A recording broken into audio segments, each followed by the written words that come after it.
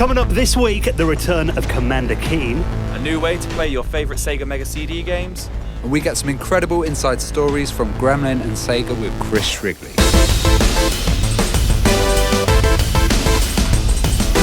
Hello and welcome to the Retro Hour podcast, episode number 178, your weekly dose of retro gaming and technology news with me, Dan Wood. Me, Ravi Abbott. And me, Joe Fox. And I'm surprised Joe actually managed to make it in today because I didn't know if you had enough money for petrol for your car after all that money you spent out in Japan. Yeah, it did cost me a few gold coins out there. Konnichiwa. Konnichiwa, arigato. Now, you've been out to Tokyo. Yeah, so it's Tokyo for 10 days for my 30th birthday. Yeah. Celebrated in style. So it was like a dream come true. It was another world. Well, Rav and I were watching your Instagram when you were out there, and you got a few pickups. Yeah, I got 27 games, which sounds a lot, but I actually spent less on those 27 games than I usually do at like any sort of retro play expo convention, which was quite nice. Wow. So is it cheaper out there then? Retro gaming is, yeah. Massively. Just overall, everything was kind of cheaper other than clothes. Kind of noticed, so I didn't really buy any clothes. Was it all, what's the word? Kawaii? Kawaii. Yeah, we went to a place called Harajuku, which is like, just mad for that, like everywhere. Nice. Just like giant candy floss, bigger than my wife. Like, it's just like, okay. I saw you posing pictures of it doing the V sign with your fingers. Oh yeah, absolutely. We also did the photo booths with a friend we met out there, who lives out there, who we were visiting, and where they make your eyes giant and everything. Yeah. So yeah, real. What's like there's like a big retro gaming market out there, isn't there? So there's a whole town called Akihabara, which we spent 3 nights at, and it's the Electric City. And I think it's the Electric City, or that might be Shinjuku. But Akihabara is like the retro gaming central of the world, and like, you know how usually you would like walk into John Lewis or something like that, like this big 5-story building. You walk in and it's just games toys, and it's just like 5, 6, 8 floors of it, and just big, just super stores. It's not like a little store like, in a shopping centre somewhere. It's the shopping centre is gaming. Can you haggle as well? No haggle. No haggling. But it's just unbelievable, and they don't speak a word of English either, so you're just there like buying a game and they're like, no English, and you're just like, oh no, it's cool. Like, just take my money. Like, it's where your translation apps come in handy. Yeah, absolutely. The wife was everywhere with that. Yeah. So I had a friend actually, a guy I know called Alex, was out there at the same time as you. Yeah, and he was in all the gaming markets. I bet you were fighting with him over stuff. So I did notice Super Potato, the big one everybody knows. Yeah. There was like one other English guy in there when I was in there at one point, and I was like, oh, okay. Hey, Joe, did tell me the only other English people he saw in Tokyo were like at the gaming shops. At the gaming shops, it's crazy. It's worth the trip then. Yes, absolutely. If you want something different. Now, speaking of going away, actually, this weekend, when this episode comes out, you and I will be on a plane on the way to Norway. Yeah, exciting stuff. We've just got our Norwegian krona, haven't we? Yeah. Ravi was sat next to me, dishing them all out, and I was like, yo, he's got loads of money. He was like, it's only £200. I was like, oh, okay. Ravi's like Del Boy, isn't he? A big rolling it, wooden notes in his pocket. But we're off to Retro Spillmessen this weekend in Sandefjord. If you are anywhere near that area, definitely worth a trip along this weekend. We're going to be doing a few panels as well, including a few that we're going to be playing out in the show over the next few weeks. So we're going to be doing one with Kevin Bayliss, all about Killer Instinct, Donkey Kong Country, Battletoads, Banjo-Kazooie as well, and DJ Slopes is going to be out there as well from Slopes Game Room. He's coming out too. There's going to be gaming tournaments, loads of systems you can play on and everything. So if you want to get last-minute tickets for that, if you are in Norway, worth a trip along. I'll shove all the links in our show notes at theretrohour.com. Now, we did mention that we've got a great guest this week, Chris Shrigley. We've covered companies like, Gremlin before on the show. Obviously, we talk about Sega all the time. He's got a really interesting history going from, the early days of the 8-bit machines right through to working in America at Sega. And he also did stuff at EA as well. And we get kind of the stories of his kind of transition through all these different companies leading up to the present day, really. So there's some really interesting tales in there as well. Even from, those early games, like text adventure kind of games that he worked on, like PubQuest. Well, you'd think he'd start with PubQuest, which would be on like either floppy disk or tape. And then by the end of it, he's doing Sega Mega CD stuff. So the kind of change in format and the stretch of time that he's done is a really interesting one. Yeah, and he also worked for Disney, and he did stuff on like the NHL franchise as well. So, I mean, really talented guy. So we're going to be chatting to him.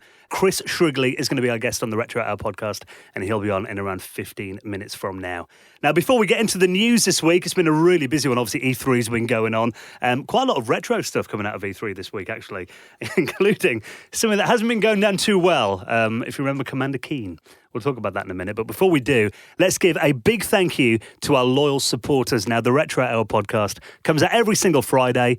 We bring you the latest in retro gaming news. We'll bring you a fascinating guest every week as well. But the only reason that we can bring the show out is thanks to your support. Now, we do have a little PayPal donation button that you'll find on our website at theretrohour.com. Click on the support section in there.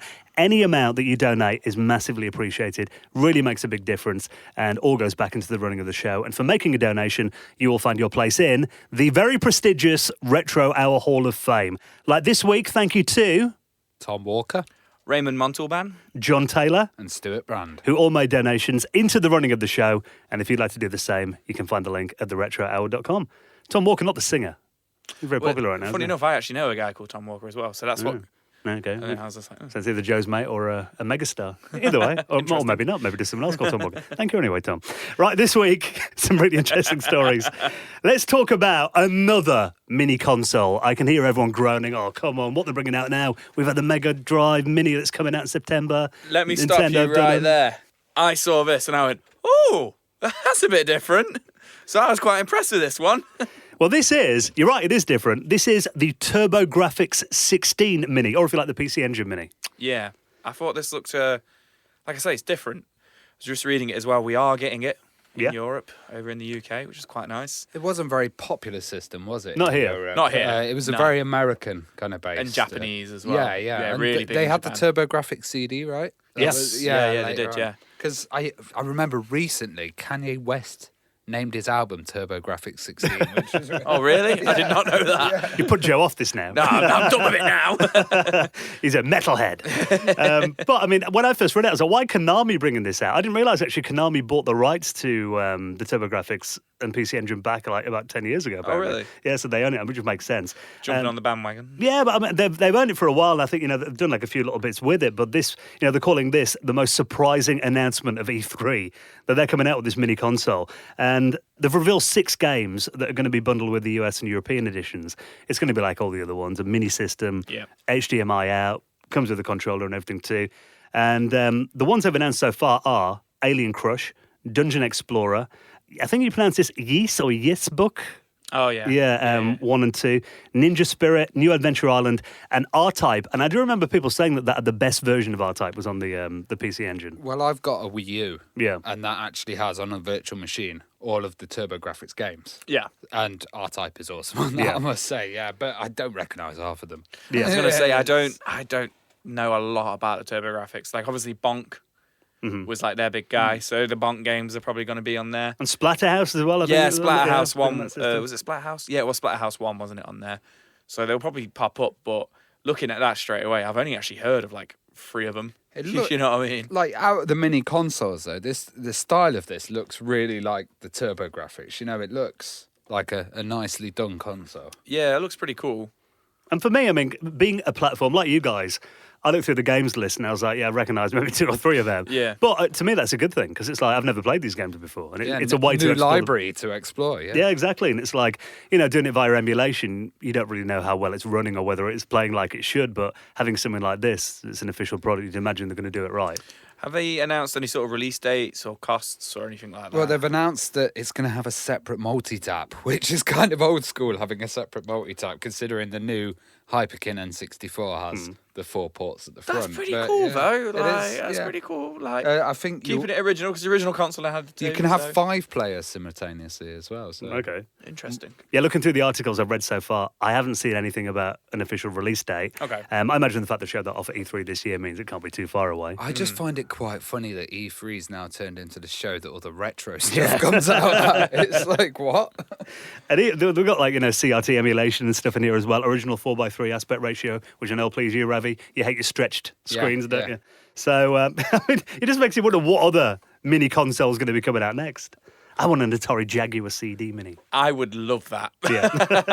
I think, there's probably an appeal for that kind of thing in the retro gaming scene. Stuff like, the systems that are hard to get hold of now or people have never played. I'm just trying to Dreamcast Portable. I'm just really scrambling my brain now. Like, what was that massive flop console that Alan Sugar did? Oh, the GX4000, yeah, the Amstrad. Something like that, the GX4000 Amstrad Mini. Because Sky own the rights, don't they? Emailer Mini. Yeah, the Amstrad emailer. All these blueprints and stuff are probably in the back of some dusty filing cabinet at Sky's HQ or something. So probably wouldn't cost a lot to license. What's that Apple one as well that came out? The Pippin. The Pippin. Yeah. I don't think Apple ever want to see the Pippin again. The Pippin Mini. That probably wouldn't happen. But the GX4000 actually is a system you can pick up pretty cheap. I was in.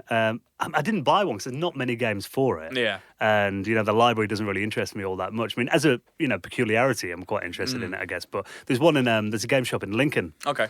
I was over there last summer and they had one in there, I think, boxed for about 50 quid. It's not bad, is it? Yeah, I looked at it and I was like, I said, the guy, have you got any games with it? He went, oh, there's one, like a racing game. Yeah. But yeah, I didn't pick it up. Maybe I will at some point, though. A friend of mine, Richard, he had two, funny enough, when he used to collect. I don't know what he sold them for when he sold his whole collection, but yeah, he had two, funny enough, and I always thought that was quite funny. But they always just reminded me of that really cheap, like the way they were built and the feel of them. It's like it felt like a Millennium Falcon, like a play set that you get, this could just break so easily. You went like that, yeah. When all the Americans come over to the game shows here, they're all looking for them. Yeah, because they just can't find them in America at all. So they'll find them at some obscure show in England and be like, right. And that Commodore 64 game system. Yeah, GS as well, I saw one of those at Play Expo, actually. I think he had it from Azobitech. And there's not many of them around now, but that was like the Commodore 64 put into, essentially like the GX4000, put into a case. I think actually they had the cassette headers and all that hidden away by the plastic. So it was just a Commodore 64 motherboard put into a case without a keyboard. But then, the infamous story is one of the games that came with it. It said press F1 to start, and it didn't have a keyboard on it. Yeah, but I remember my local Tandy selling those off for 19 quid each. Brilliant. Last one I saw on eBay went for about 500-600 quid. So yeah, should have picked up a few of them in hindsight. So let's talk about the return of Commander Keen. Another announcement at E3. Commander Keen, obviously legendary platformer back in the day on the PC. Yeah, Commander Keen was kind of the attempt by id Software to kind of do a platformer for the PC, because there was other titles later. Jazz Jackrabbit was a famous one, but Commander Keen was really the first kind of platformer, and the scrolling on it was beautiful. It was a really nice game, actually, and they did quite a few follow-ups, didn't they, later? Well, you remember back then the PC in the late 80s, it wasn't really a machine that was built for platform games. Yeah, people didn't think it could do platform games. So it was a bit of a technical achievement that they managed to release that on the PC platform of the day. I mean, you think then most people were running CGA or EGA with a built-in bleeper speaker. But also Duke Nukem, you remember the original of that was a side-scrolling platformer. Well, it turns out all these years later, at E3, one of the things that's been getting most talked about is there is a new Commander Keen game on the way. Now, if you watch the little... This is not a new Commander Keen. This is a commercial lie. Just to make money. So it looks awful. I'm not familiar with Commander Keen. Well, that familiar. I know what it is. Yeah. I've never played it or anything, but you guys have spoke about it and I've seen it and stuff. And this just looks like a cheap... Tacky mobile game that you download for free. It's a knockoff of another popular game. This is when Flappy Bird comes out. This is like Flappy Man. Do you know what I mean? I don't know, the animation on it, everything, it just looks cheap. Well, it is a phone game, yeah. Oh, yeah. And it's Bethesda have put this up on their YouTube channel. At the moment, it's had 127,000 views, 393 thumbs up, 5,700 thumbs down. Which kind of says it all. And it has been, I don't think I've seen one positive comment about this game. No, it looks awful. That's all I'm going to say. Mobile, think of the games that you can do now. Yeah. And this is like an old Java game or something. This is really very bad. iPhone free. Yeah. I mean, the top comment with over 1,000 thumbs up is...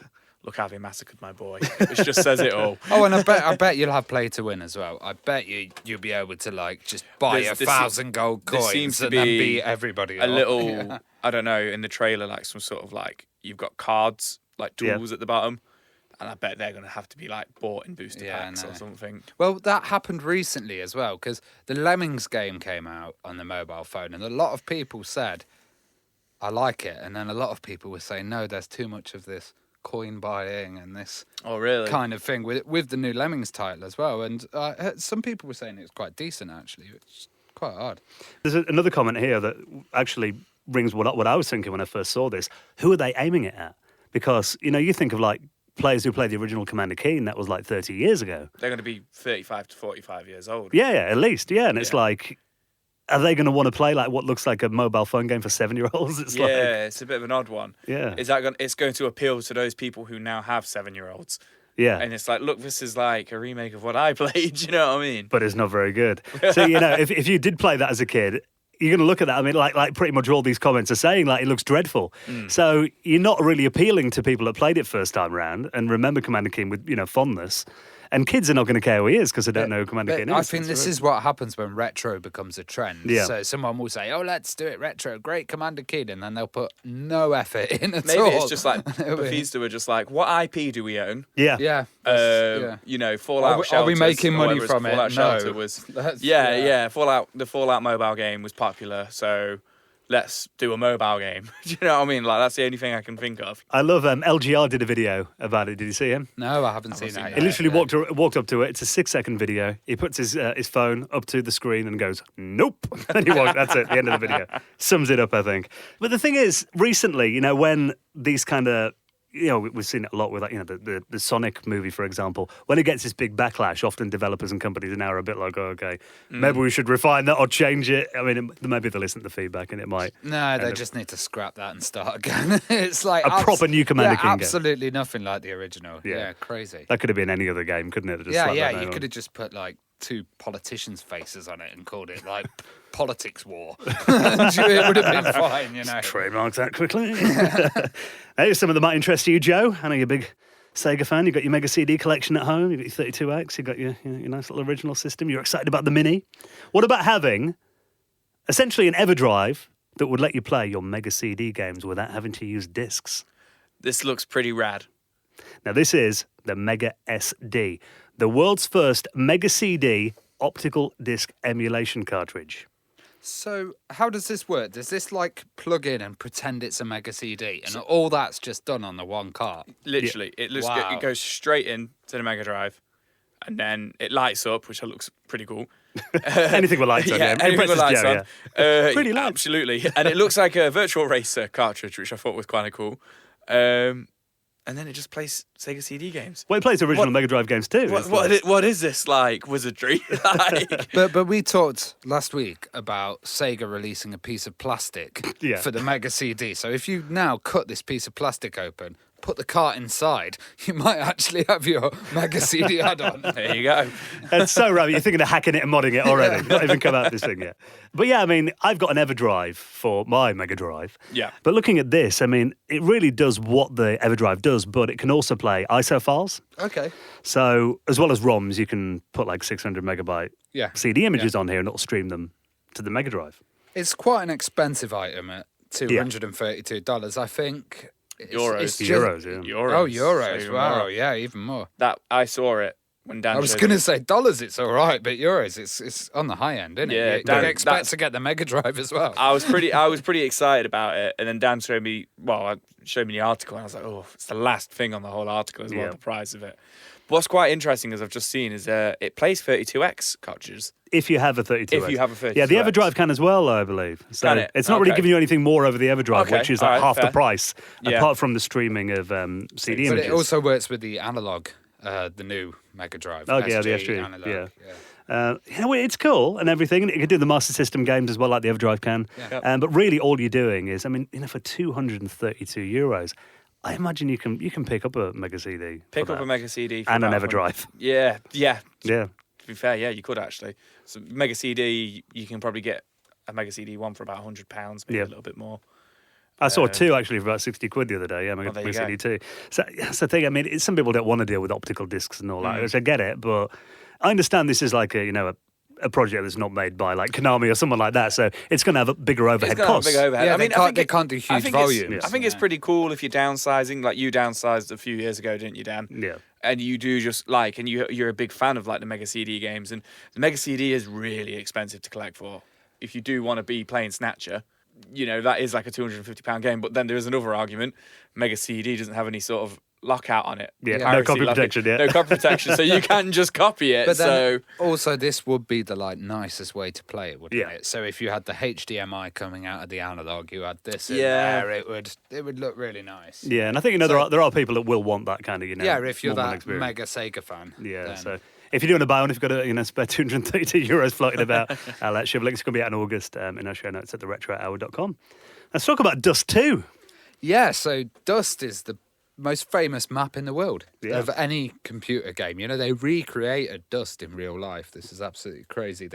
An artist rebuilt parts of the level in Germany. So what's happened now is it's officially Counter-Strike's birthday, 20 years. And, God, that makes me feel old. and it's now turned into Counter-Strike Go, which is a kind of total different version of Counter-Strike to the original. Yeah. And we actually had Min Leon, who in episode 61, who created Counter-Strike. So if you listen back then, you can hear all about it. But Gooseman, yeah. So they're talking about Gooseman and Jess Cliff originally releasing it in 1999. And to celebrate that, they've actually put Dust 2 in Counter-Strike Go. So they've got the original map Dust 2 with the old school textures in there. I was going to say, it's got the old school graphics, hasn't it? Yeah, because they've got a Redux version Yeah. on CSGO. So they've got a new Dust. Yeah. But they've bought the old one back just for this anniversary. I think that's pretty cool that all these new CSGO players will be playing a 20-year-old map. Yeah. That probably people who are their dads used to play. Yeah. You know? You know what? That reminds me. I met up with my cousin, my baby cousin, about 2 years ago, who's now 18, so he's not my baby cousin anymore. And he's a big CSGO player. Yeah. And he found out that I was a console player, and he, scoffed at the fact that, I'm a console player. You console and all this. lamer. Yeah, like, "Whoa," kind of thing. And I was Peasant. just like, right, okay.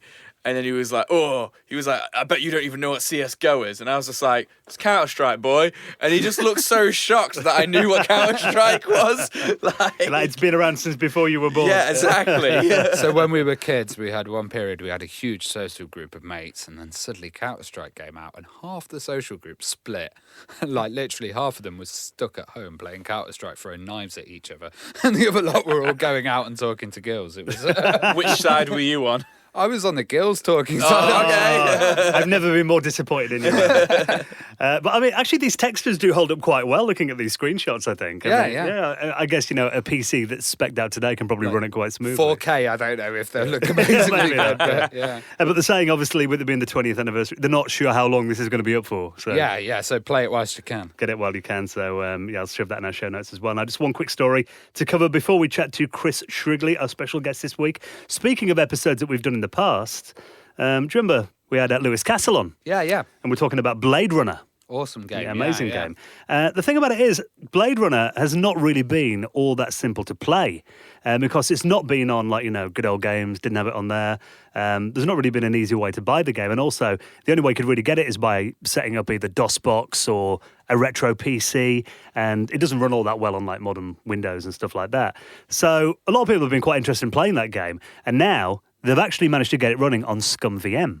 Oh, that's awesome. So ScumVM have been doing lots of little tweaks and stuff. And have you heard of the residual engine as well? No. So the residual engine was another development later on, and that was for Grim Fandango. Right, okay, yeah. So you can actually now start running Grim Fandango. And so if Right. I was running it on Morphos, on the weird operating system. On the Mac, yeah.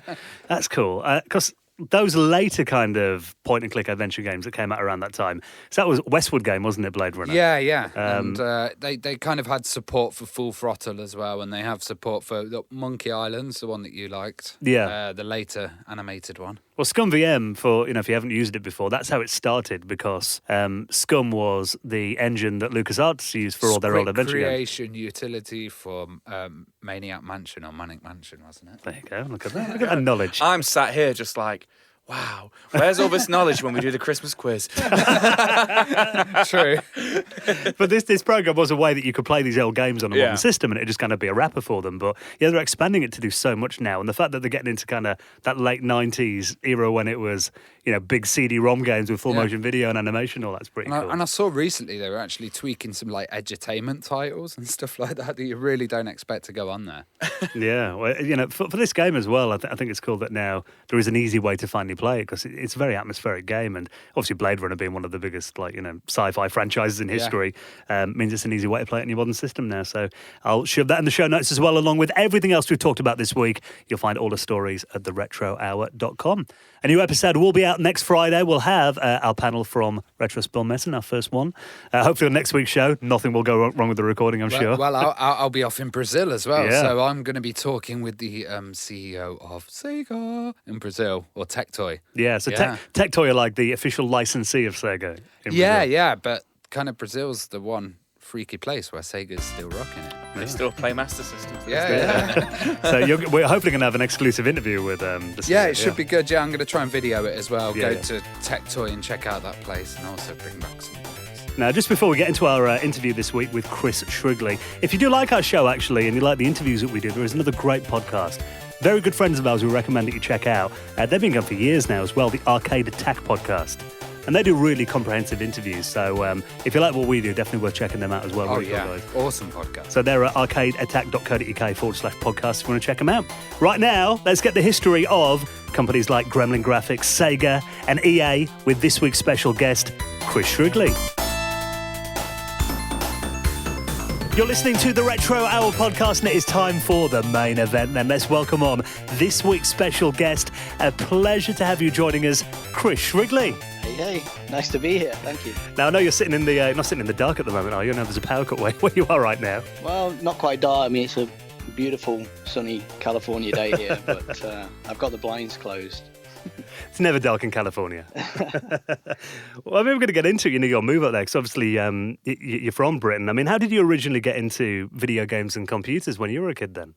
Games, I mean, they didn't factor into anything when I first discovered computers, and it was not by design, purely accidentally. Basically at school, I was around about 13 years old, and I noticed that there were these kind of weird space-age white boxes that suddenly appeared at the back of one of the classrooms. I was like very intrigued, and it turned out they were pets, Commodore pets, and we'd just got them in the school. I just started kind of hanging around. They intrigued me, and like all the sixth formers were only those guys were allowed to play on them and work on them. So I just kind of sidled in and insinuated myself into everything, and kind of slowly got access to them, and then was able to pick my subjects at school. I chose computer science just so I could get access to them. Well, when you did get into games, I mean, were you like hanging out at arcades or anything, or playing games on these machines or at friends' houses? Yeah, I mean, there were games on the Pet, like the Pet Space Invaders and Lunar Lander and stuff, and those immediately attracted me, obviously. But yeah, most of my game exposure was kind of friends, TV console, like the old Binatone game stuff. And then a little bit later on, when I was a little bit older, I had some money to spend. It was all arcades, just hanging around in arcades and doing the tour of the town centre every Saturday, every chance I could get, really. For Christmas in 1982, you got a C64. What was it kind of like that moment when you saw this C64, and how did you persuade your parents to get you one? Well, I knew about the Commodore 64 from all the sixth formers. They were talking about it, and they had some brochures that they were like poring over at school, and this thing looked amazing. It was colour. It had sprites, mobs as they were called in the brochures, and so I just sought out every bit of information I could on the thing. I was magazines, whatever, and eventually I talked my mum into giving me some money, some of her hard-earned money, combined with an old savings account my granddad set up when I was born, to let me go pre-order one from my local computer shop, which I did. And I remember just waiting months and months for it to be released and arrive in England. And I remember getting the call from First Byte, which is the shop in Derby that I pre-ordered it from, and that it was in, and I was down there so quick. It was it's just an amazing thing to own. I mean, I was only a kid. I was 15 when I got it, and it was mine. It was probably the first thing I ever owned that was mine, and it was it was kind of a revelation, really. Was that the first time you kind of thought about programming and got into it, and how did you start? No, I was programming at school. When I got access to the pets, That's all I did. I was writing little programs, little math programs, and then I carried a notebook around with me always, and I used to kind of jot down little basic programs and walk around the computer shops in Derby, like First Byte and Datron, and just write silly little things and run them. So I was programming, nothing really serious because I had limited access to computers. But as soon as I got my own Commodore 64, that was it. Every waking moment that I could get the thing set up, I was on it and programming. Peeking and poking. Peeking and poking, yeah. The first thing I programmed actually was a Mother's Day card for my mum, which really impressed her, and I think kind of solidified in her mind that it wasn't a mistake. Well, I guess, the first time you put something up on the TV, it is like, wow, it's on telly. It's like, yeah. Yeah, it was like magic. My mum didn't know anything about computers, so it was easy to pull the wool over her eyes. I mean, one game that you was, one of your very early games, Pub Quest. And the story behind that game was after a heavy night of drinking in your local pub, it's time to pay the bill, but you have no money and the landlord wants his cash. So, I mean, it might be a silly question, but what inspired that game? Oh, well, a love for beer, I guess. Yeah, I mean, we used to, even though I was only 15, there were ways of getting your booze, so it was a keen interest at the time, for sure. Yeah, and that game was actually the first kind of big basic game that I attempted on my 64, and a good friend of mine, Rob Toon, who I worked with quite a lot over the years, he actually wrote a text adventure game, and he was the one that kind of inspired me to write that and encouraged me to write it. But basically told me to write it. I learned a lot doing that game. How did you end up getting it published then? Well, it was through my mate Rob. Again, he'd already got one published with Dream Software, and he mentioned that I'd written this game about basically pubs and stuff, and they were interested. Sent it off to them, and they liked it, and they published it. It was pretty easy. I mean, it was all accidental. There was nothing planned. So. But then seeing your game in the shop for the first time, what was that like? Do you remember it? Oh, yeah, that was amazing. I mean, I used to go down to Boots, and they actually had like 3 or 4 copies on the shelf, which was just mind-blowing, because up until that point, I'd been a consumer. I'd just been, going to these places to play games, and all of a sudden, I had a game on the shelf. I used to go there, and I used to move them all to the front, so they weren't obscured or hidden. And were you a fan of text adventure games? I mean, was there any games that influenced like Pub Quest? Were you playing any like text typing games? Yeah, I was. I think actually I'm not sure. I can't remember the timing whether it was kind of all jumbled up, but I love the Scott Adams adventures, the Hitchhiker's Guide and stuff. But I'm not sure if they came after Pub Quest or before. To be honest with you, I think the main reason I wrote it was again because of my mate Rob, because he'd written one. And it was kind of the most obvious thing to do because I could ask him questions. I could get help when I got stuck. So I think that was probably more the reason I did a text adventure, because it was kind of the easiest thing. I didn't have to do graphics, for example. Well, after that, you worked on Bounder, which was a very ambitious game. What's kind of the story behind that game then, and the process of making it? Yeah, that again was. Just kind of a natural evolution after, working in BASIC and stuff and writing lots of little half demos and half games and never really kind of finishing anything substantial. I got together with Rob and Andy, a couple of my mates, and we just decided that we were going to write a game. We didn't know what it was going to be, and but we just knew we wanted to kind of collaborate and get together and actually write and work on something together. We set out with that in mind, but Bounder, kind of emerged slowly over the course of a year from that process. We were just hanging around on the park talking about games and ideas. And Bounder originally started as kind of a Marvel Madness clone. Yeah. With a kind of a fancy scroll that I'd done. But yeah, eventually kind of morphed into this tennis ball bouncing game. You ended up sending Bounder to Gremlin. Why did you choose Gremlin? And what was so important about working for Gremlin? Right, well, yeah, there were only a handful of companies that were interested in. Gremlin and Ocean were the main two. And we managed to kind of get one package together, a disc, and printed some like a little little bit of blurb to go with it, and we could only afford to send off and do one packet. We were broke, so we kind of flipped a coin and sent it to Gremlin. Oh wow!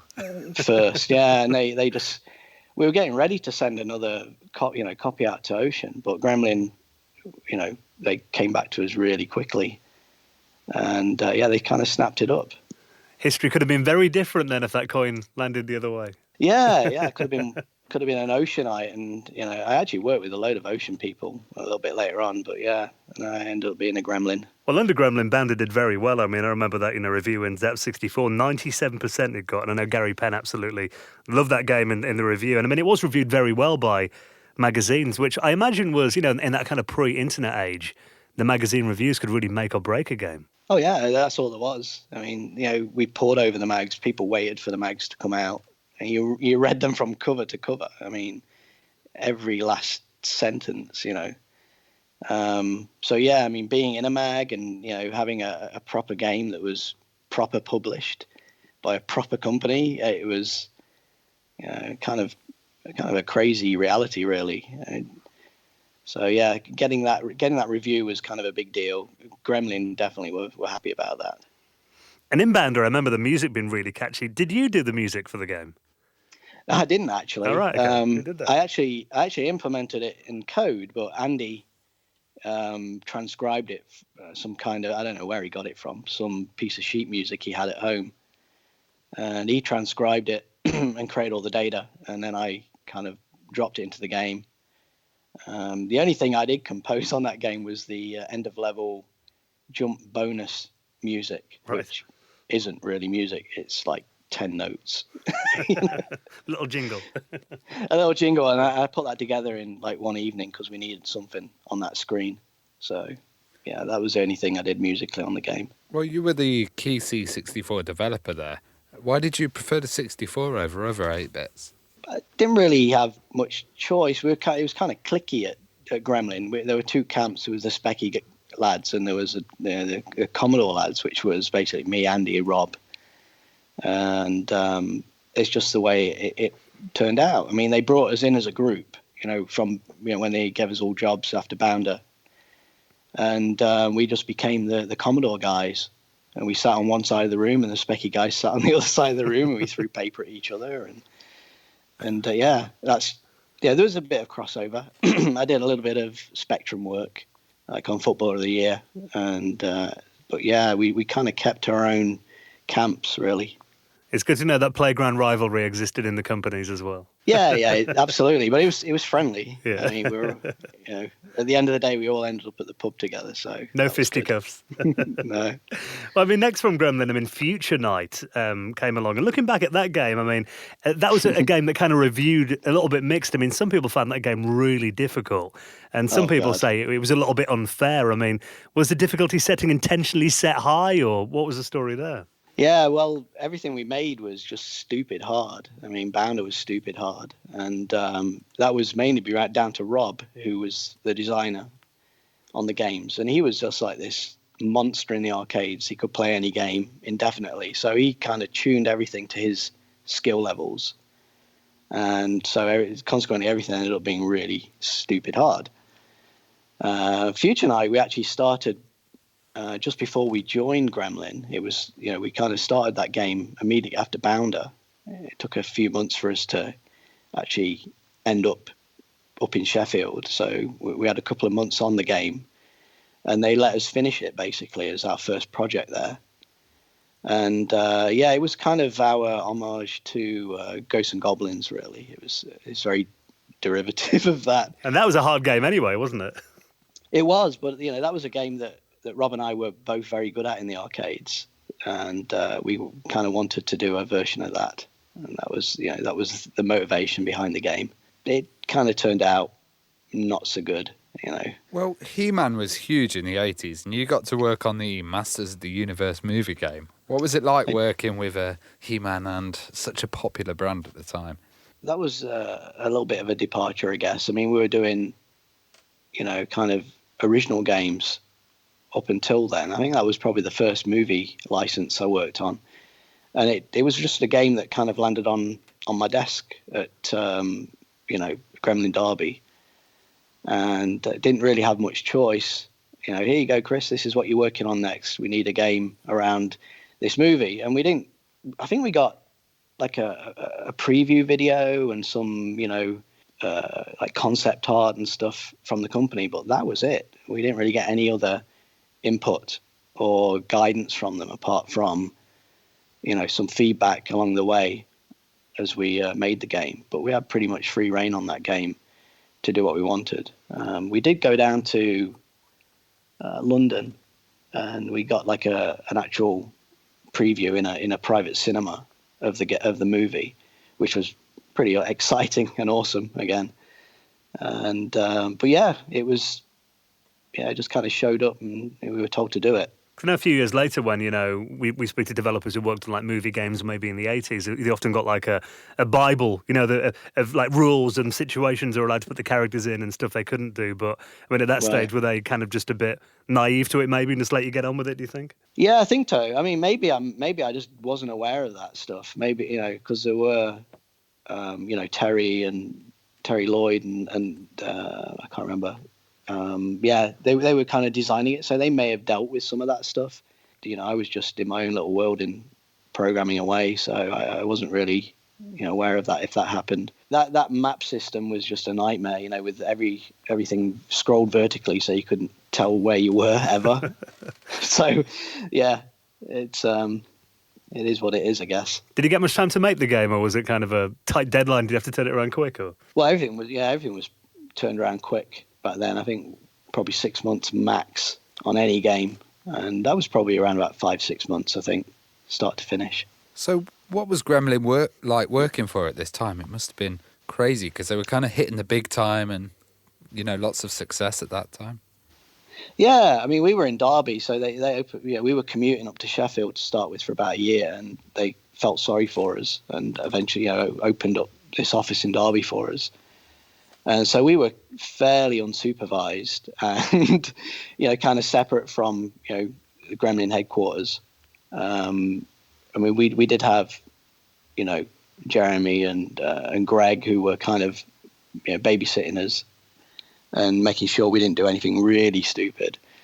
But, we got into plenty of trouble there. I mean, we were rowdy, we'd surf down the corridors on signs and all of our neighbors just hated us. We drove them to despair, actually. We made so much racket. We were just these young indestructible kids having a good time, and we had a good time. Oh my god. Yeah. Well, that Derby office obviously became core after that, didn't it? It did. Yeah. When I guess the industry went through that crunch and Gremlin had to kind of economize or cut costs and stuff, so they decided to close those the Derby offices down, and we were all laid off and then immediately rehired. In fact, we had a meeting in Ian Stewart's office, and Jeremy was there and Kevin Orban was there, and they said, "Oh, sorry guys, we're going to lay you all off and we're going to close the office down, but Kevin has something to say to you." And Kevin, stepped up and he just says, "I want to give you all jobs. We're opening another office down there. We're going to do something different." So we were all like, "Okay." Mix of emotions in that meeting, I bet. yeah. I mean, it was like, "Oh, hey!" It was up and down. It was, but yeah, I mean, and then we basically took the Gremlin offices and we extended them and we kicked down the walls, literally, drop kicking them, kung fu style, and we just gutted the place. And I think there's actually a photo that I shared a little while ago of us standing with the Gremlin sign all torn up, and we destroyed the Gremlin sign, and we in an empty office ready for core to start. Because we're based in Nottingham, actually, and I took one of my friends over to Derby a while ago, and we were driving down. There's a Lara Croft Way there now, isn't there? And my friend was like, "What? Why is it called Lara Croft?" I'm like, "It was made over there in that building." Like, what? Yeah, that building's not the actual building. I think the original one got knocked down. Right. There is a similar one that everybody says that's the Lara Croft mansion. Yeah. I mean, when Gremlin Derby core design that we started off in like Heritage Gate, which is about like a tower block. Well, I wouldn't call it, probably about 6 stories. And that was closer to the city centre. And then when I'd left, I'd been gone a couple of years before they actually moved to that big house. But I used to go there occasionally and hang out and see Rob and Andy. Lock the butler in the fridge. Yeah, right. Well, you worked on Footballer of the Year as well, and is it true that started out life as a board game? Yeah, it did. It was some fella sent it in. It was all like a big stack of paper and a mock-up board, and the guys played it a little bit, and it played really well on paper. And Ian Stewart just wanted to make something out of it, and so it was handed off to me and Terry. And we sat down and tried to turn it into a computer game. And did you end up doing the majority of the work on that game then yourself? Yeah, I did. I did the whole thing on the Commodore 64. That was actually my first solo project. Up until then, I'd always been working with Andy, and that was my first game by myself. It was quite a trial, a lot of learning on that game. But yeah, that was, and then I guess it did pretty well. And so they did the ports to Spectrum and MSX, and I was involved, and the Atari 400. I was involved with those as well. And I guess with a game like football that's got, traditional rules and everything, it's like you've got to get it accurate as well. You can't just go around like, changing stuff and changing the rules up as well. Yeah, well, there wasn't that much actual football playing in the game. It was mostly managing, your teams and,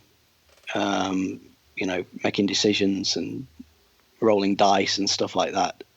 So I think the sum total of all the football gameplay in the game was those penalty shootouts. And that was about it. So, rule-wise, we didn't have to worry too much about actual football rules. Well, one game after that came along that obviously did implement like real-life rules was Advanced Pinball Simulator. And obviously pinball is, it's got a lot of physics and stuff as well. I mean, was trying to do a realistic feeling pinball machine a bit of a challenge? It was. In fact, it was so much of a challenge that I couldn't do it at the time. And that whole game is one big, basically faked out thing. It's the basic ball movement is physics, I guess. But like a lot of the collision detection and the way the ball interacts with the stuff on the board was kind of canned. It would, the ball would hit something and then the code would take over and move the ball around and things like that. So a lot of smoke and mirrors in that game, but it actually turned out, reasonably good. Very close to the specky version, anyway. So yeah, smoke and mirrors. Well, how busy were you around this time? I mean, it sounds like you're churning out games every few months. I mean, was it quite an intense time? Oh yeah, non-stop. And pinball, the Events pinball game was actually a side project that Terry and I did, to earn a bit of extra pocket money. So yeah, that was on top of the games we were doing for Gremlin at the time as well. So yeah, busy, but young, boundless energy, not really a problem. Well, how did you make the move from Gremlin in Derby to kind of working in America? Oh God. Well, Gremlin became Core, and then Core. Well, there's a big story behind that. How I left Core. There was some. I mean, I've talked about this in other interviews about the trouble with the shares in the company that we were promised, and I was a bit of a rabble-rouser and troublemaker, and I stirred things up a little bit too much, probably, about the fact we weren't getting our fair share.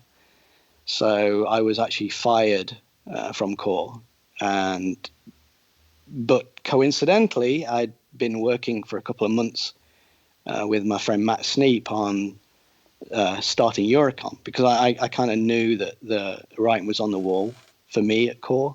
I wasn't particularly happy that we're being, in my view, we're being kind of taken advantage of. So the timing was actually perfect. I got fired and I was planning on quitting, so I quit at the same time, and we had a little bit of a back and forward who fired who and who quit, which was kind of funny. You can't fire me, I quit. Exactly. That's kind of how it went down. There was a lot of shouting as well. Me and Jeremy in the back office, kind of having a shouting match with each other. But yeah, I was gone. I'd already kind of checked out. Eurocom was already, a thing by the time that happened.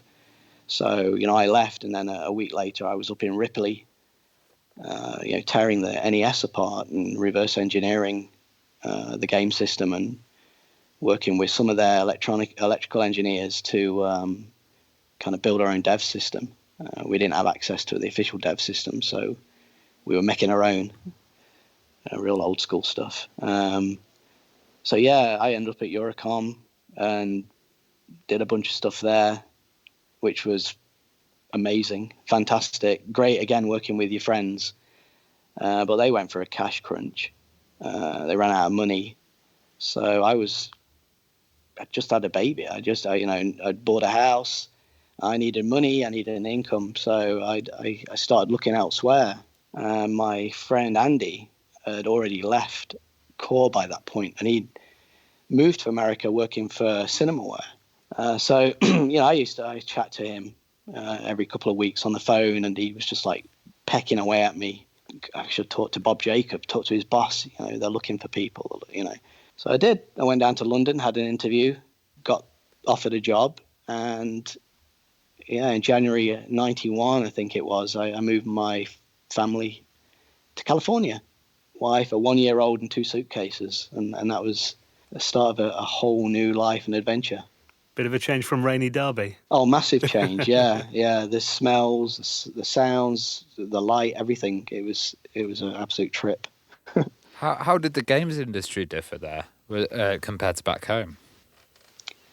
Well, I was never really much into the workings, the business side of stuff at that point. So to me, it was the same. It was just, here's a manual, here's a piece of hardware, and here's a game we want making, figure it out. And so that was all the same. So yeah, that was the first thing I had to tackle when I got there. I got a manual that was all in Japanese, and I had to wade through again and try and figure out the hardware. But yeah, it's same old, really. Just different hardware, different language. I wasn't really privy to all the businessy stuff. I mean, did you find working on the 16-bit consoles was different to doing games for home computers? I imagine there's kind of different rules, I guess. Different rules, but again, just really all the same stuff. I mean, a Commodore 64 has set memory. It has things you can and can't do with it. Same with a Sega Genesis. It's just different. I mean, the Genesis was more powerful, absolutely. I mean, you could do more sprites, more colors, more everything. So there was a lot of freedom in that, for us to express ourselves a little bit more. You made the move onto CD with the Mega CD and Batman Returns. How did you find that? Yeah, that was an interesting project. We got the Sega CD in because we had a relationship with Sega, and they wanted developers to make stuff for the new hardware. So we kind of got advanced versions of it that we played with, and none of us were really very impressed with it at Acme at the time, because it was very clunky. It was very much a kind of a bolt-on thing. It was they'd basically taken a Genesis and added a CD drive and some other kind of chips to kind of bind it all together. And the only really exciting thing about it was that it could do, kind of some 3D stuff. Yeah. It had built-in scaling and, for bitmaps and things like that. So that was interesting. That was exciting, but it was really just a Genesis. And I actually unfortunately, I didn't get to work on any of the cool stuff. I didn't get to do any of the pretty graphic stuff. That was all John O'Brien, who absolute genius. And I ended up doing all the unpleasant stuff, like gluing the game together and doing all the CD-ROM subsystems and disk layouts and like the shell and the all the title page stuff, things like that. So anything anyone else didn't want to do, I ended up doing on that game. So basically. Because there was like a standard Genesis version as well that was very different. Well, that was like a side scroller, wasn't it? Yeah. There was a platform game that was done by Andy Green. Yeah. And I had to glue them both together. so that they'd, it would go back and forth between the games and maintain state and all that stuff. And it wasn't a trivial job, but it was super, unpleasant and tedious, really. Especially when Andy and John were getting to do all the fun stuff. You made an interesting point as well about the first time kind of CD-ROM became available, and I remember walking into a shop and seeing the Mega CD, and it had like some kind of primitive video showed on like a postage stamp sized window in the middle of the screen, and 16 colours or something. And again, it was like you looked at it and you thought, oh, it's kind of interesting, but then you saw the price tag, and at the time, I imagine a lot of developers were just trying to find ways to kind of fill this new storage medium. Yet again, you're still in that kind of limitations of the technology of the time. Oh yeah, absolutely. I mean, they were filling that disc, and that was actually caused a problem, and that's kind of began shifting games more towards these big productions and bigger teams, because you needed more people to make more stuff. So you worked for Disney games too as well. What were like the difference and rules around working with Disney with their IPs and values? Were they very strict? They were, actually. Yeah, Disney was an interesting experience for me. That was my first taste at corporate America, and they had a lot of rules, a lot of things you couldn't do. Although the kind of group I was in at the start, it was pretty small. It was Disney Software, and they'd just kind of, I think they'd only been going for about a year before I was hired, and so they were able to do. They were a little bit more nimble than the rest of the company, so we were able to do some interesting things. The first game I did there was Gargoyles on the Sega Genesis, and that was very, very controlled on the art side. The original animation company that did the TV show were heavily involved with the animation for the character and the styles and all that kind of stuff for the game, which didn't really concern me. I mean, on the coding side, I kind of just did my own thing as usual. Yeah, I guess, being at a company like Disney, being an animation studio, that look has got to live up to their kind of, keep their reputation high, I guess, as well, hasn't it? Oh, yeah. And they, like I say, they were really super picky about Goliath, the main character in that. And, they actually did all the animation for us. The TV animation people did all the animations and they were all overdrawn by our artists. And how long were you originally at Disney, folks? I know you went, then you came back again, didn't you, after? I did. I kind of joined them, I think, 93 or thereabouts. I was there for maybe 2 or 3 years, maybe 3 years. And then I ended up back there again in 2008. There's actually a kind of an interesting story around Eurocom and Disney at this time, because Eurocom, I'd left Eurocom, obviously, to come to America. And I'd done stuff for Acme and Malibu and ended up at Disney. And Disney were looking for basically companies to do work for them, contracts. And I suggested Eurocom because I was still, talking to Matt and stuff. And so we ended up going over to England, and it was the most surreal thing because I was basically leading a meeting for Disney at Eurocom's offices, at a big conference table with Matt and Hugh and Tim, all sitting around a table on one side, and me and the Disney guys on the other side, trying to put a deal together, to give them work, and it all worked out basically, and it's kind of a strange full circle thing that ended up kind of getting them a whole bunch of work through Disney. That must have been a surreal meeting. It was very surreal. It was very strange, to be back there in a different capacity, and kind of, it was interesting. Well, why did you leave Disney first time around? First time around was Disney liked to lay loads of people off regularly, and they throw tons of money into something, and then they realize that they're not making the money back that they expected, so they just close everything down and do something different, and that's kind of the way it is at Disney.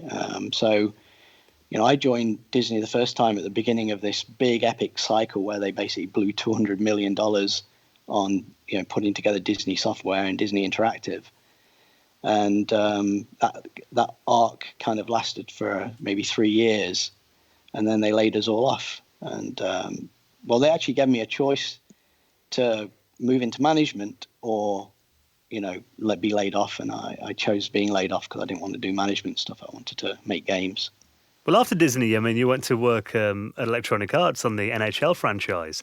How did you end up working for EA, and what was it like working for them at that time? That was a contract freelance gig after Disney. I did one of the producers I worked with at Disney had some connections, and he picked up the project, and he needed a programmer. And I just basically left Disney, and I was kind of mulling about what I was going to do, where I was going to go.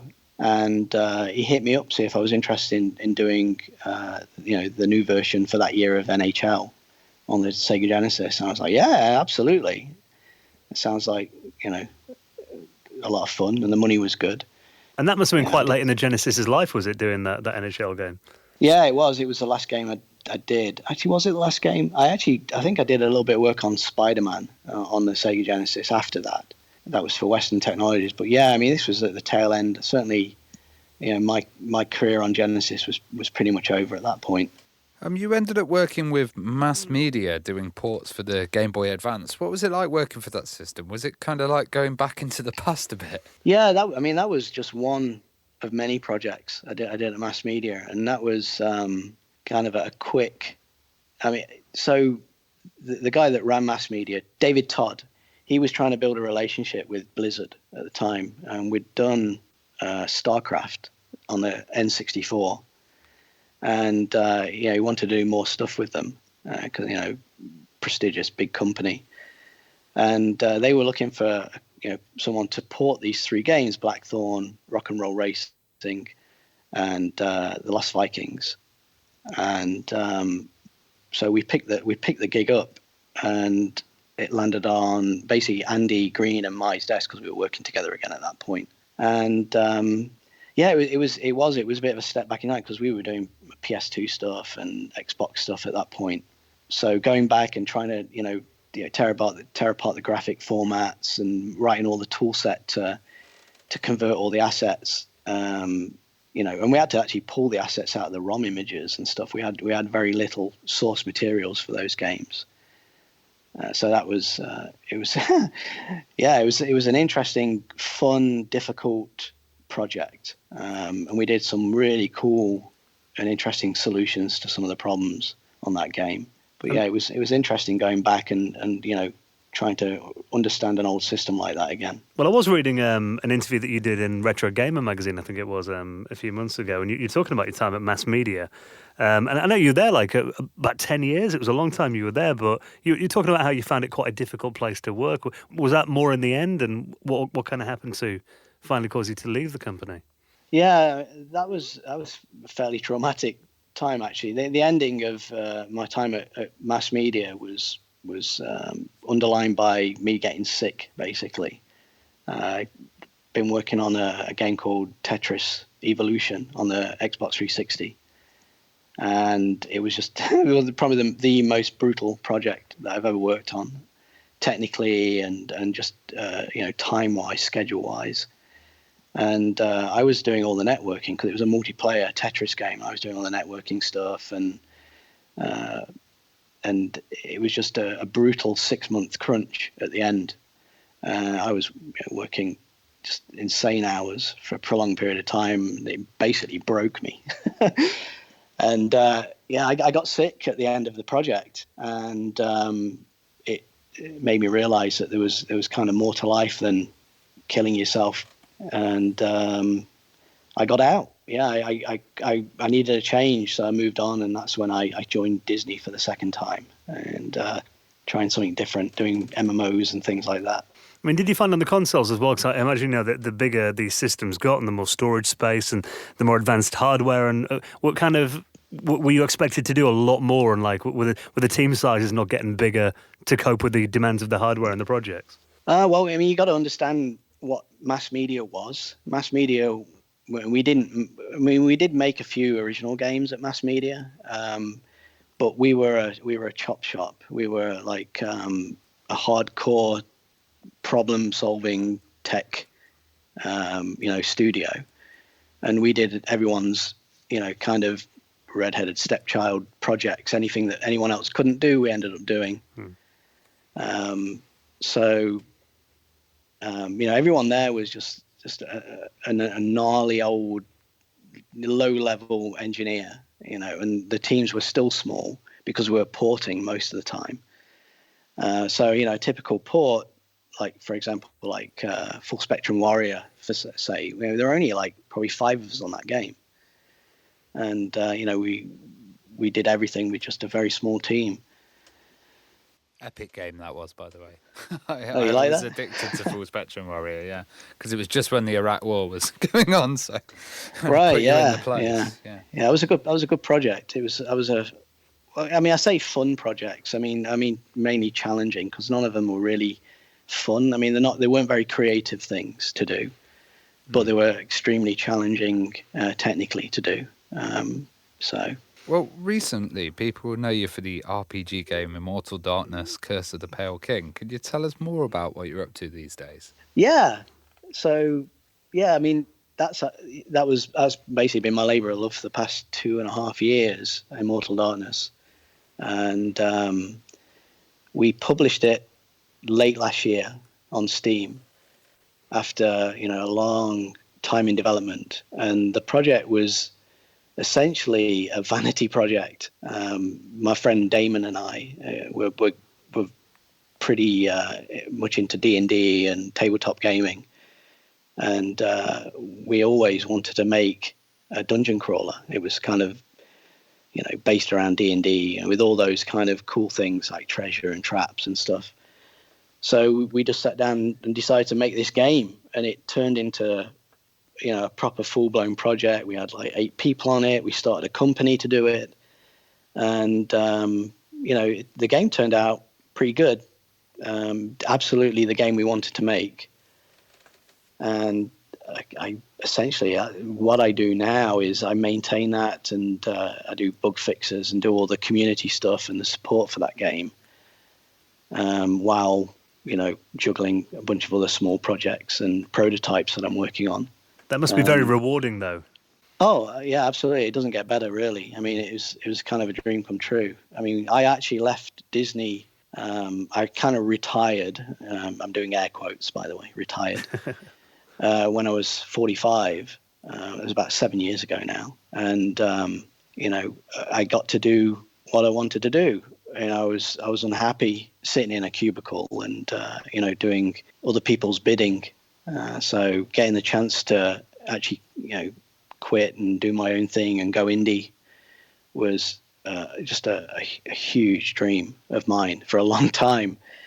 So yeah, getting to do it, I was very lucky to do that. And luckily I was in a financial situation where I could actually afford to do that. And it's great that the indie game scene today is so big as well. I mean, you wouldn't have thought that you could have, small teams, and even bedroom programmers are making games that are doing well these days again, which 20 years ago you couldn't have imagined. Yeah. I mean, indie stuff is it's definitely an exciting, kind of fun thing.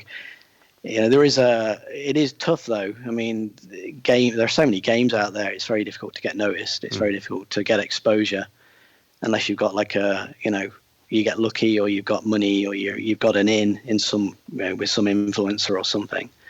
So it's not all rainbows and unicorns. It's actually a very tough business to make money in. But if you can afford to do it, and you can afford to take the risks, it's what it's all about, in my opinion. I mean, it doesn't get better than making your own stuff on your own time. And looking at the reviews of Immortal Darkness as well, I mean, it's got some real hardcore fans. People do seem to love it. So, and the RPG crowd, I imagine, are often quite hard to win over, aren't they? Because they're very serious gamers. They are, and the game's kind of a little bit weird. It straddles. It's not quite one thing or the other. It's a little unique in that respect. So when people love it, they really love it. We haven't really had anyone hate it. But a few people have scratched their heads over it, trying to figure out what it's about, and then they play it and they get into it and they get into the story, and they get to play with all the really cool spells and stuff, and Yeah, they end up being a fan. Yeah, you would just need to get more people looking at it and playing it, that's all. Well, I'll make sure we put a link to the place and get it off Steam on our show notes this week as well, Chris. So, oh, awesome. Yeah, hopefully everyone will go check it out. It's been amazing getting your stories. I mean, some incredible companies and games that you've worked on over, the past few decades. And long may it continue, Chris. It's been wonderful having you on the podcast this week. Yeah, thanks. It's been a hell of a ride, and I appreciate the call and the time I can talk to you about it. It's good stuff.